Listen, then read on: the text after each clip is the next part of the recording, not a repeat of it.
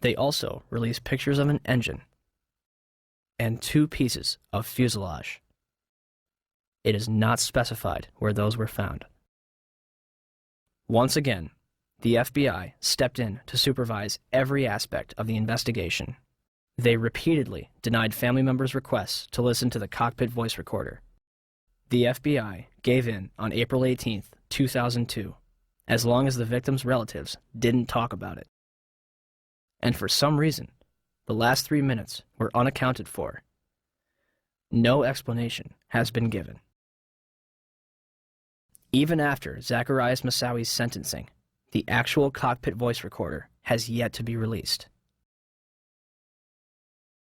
The 9/11 Commission concludes that the military was not informed of Flight 93 until 10:07, minutes after it had crashed. We heard the explosion. Actually, our power had gone off, and then we felt a tremor. We had just gotten up, and the next thing I know, it sounded like a missile came across our house. I mean, they were going that fast. It was flying. It was coming from that direction. I have no idea what it was.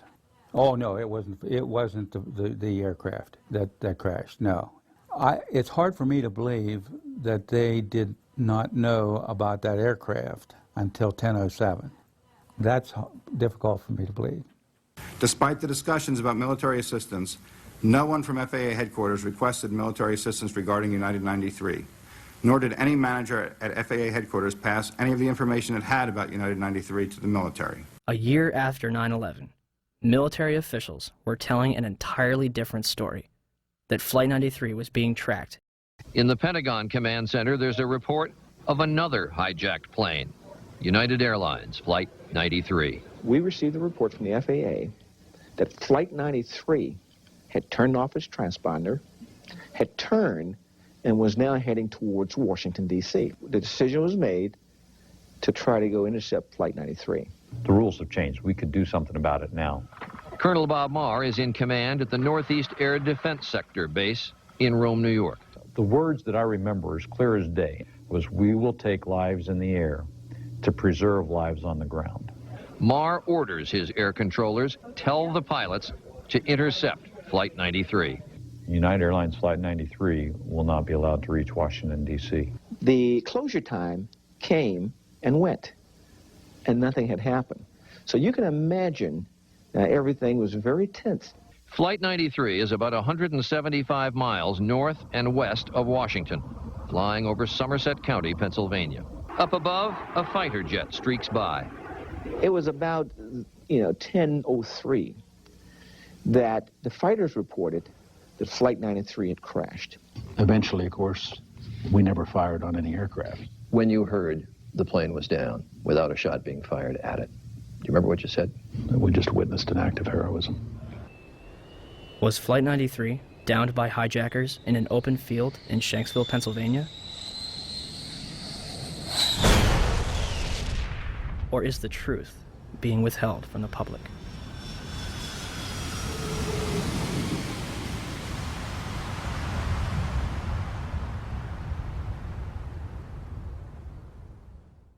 I want to tell you that we are getting word from New York right now that another building has collapsed. I understand that this is a 47-story building. It's Building 7 of the World Trade Center, we understand, has collapsed in New York, and there you saw a video of it. Now, whether we don't even know whether this was something that was engineered for safety reasons or it just happened. For the third time today, it's reminiscent of those pictures we've all seen too much on television before, when a building was deliberately destroyed by well-placed dynamite to knock it down.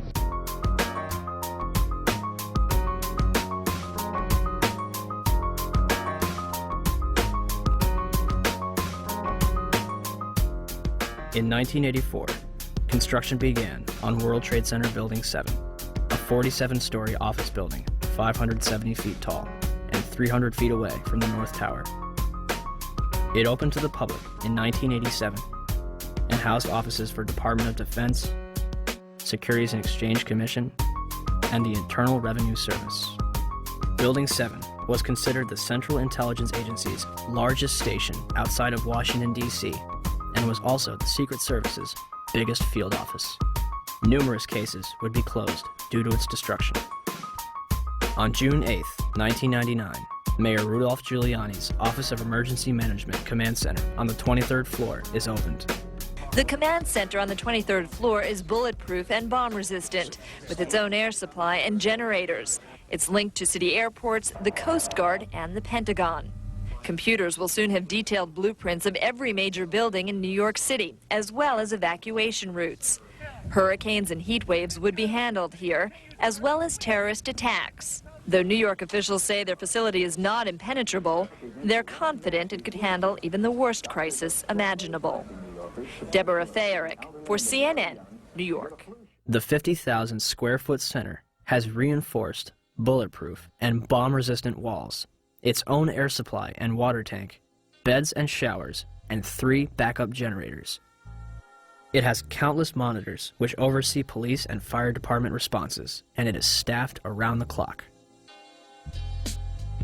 Hours before the first plane would strike the World Trade Center, Building 7's alarm system would be placed on test status at 6:47 a.m. for a scheduled period of 8 hours.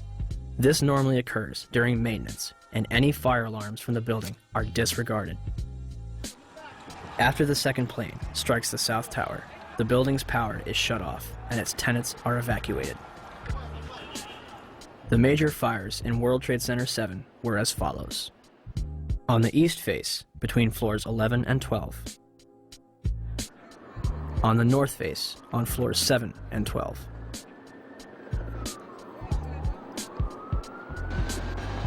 On the west face, between floors 29 and 30.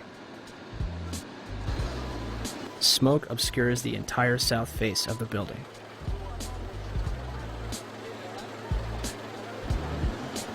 By 3 p.m., Chief Daniel Nigro of the FDNY had set up a collapse zone around Building 7.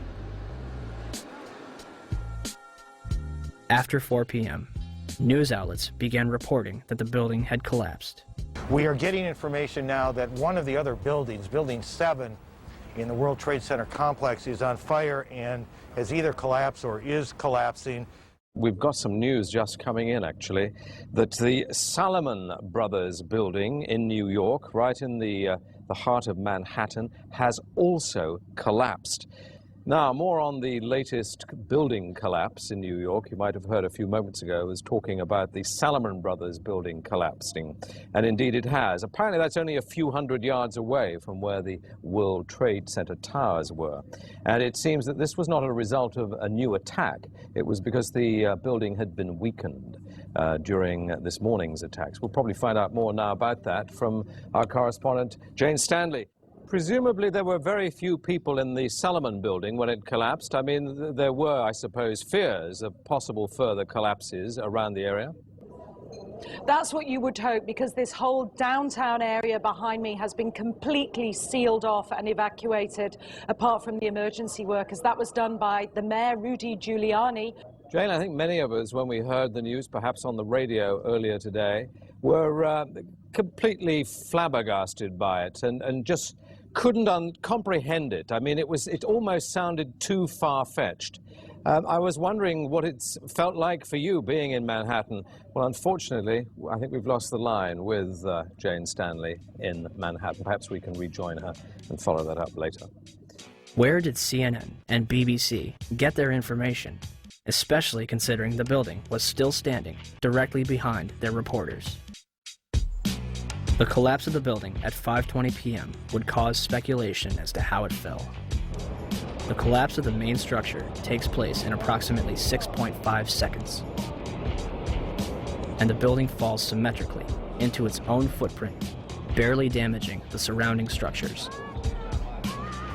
It will create a pyroclastic cloud that mushrooms down surrounding streets. Initially, it is assumed that the building's diesel tank may have been responsible for the collapse. The Federal Emergency Management Agency's report in 2002 will state that the specifics of the fires in WTC-7 and how they caused the building to collapse remain unknown at this time. FEMA does analyze the collapse of Building 7, but then they say our best hypothesis has only a low probability of occurrence. This needs further investigation. And I certainly agree with them on that. Then NIST is handed the ball. It's kind of a hot potato. Okay, NIST, you explain the collapse of World Trade Center 7, this rapid, straight down collapse of this 47-story skyscraper. Sadly, by this time, virtually all structural steel from Ground Zero had been recycled, and no steel was recovered from Building 7 for investigation. As of this date, NIST is still working on their final report.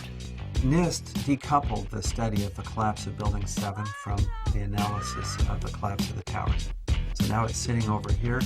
The report on the collapse of Building 7 from NIST is long overdue. We're still waiting for it, hoping they have an explanation.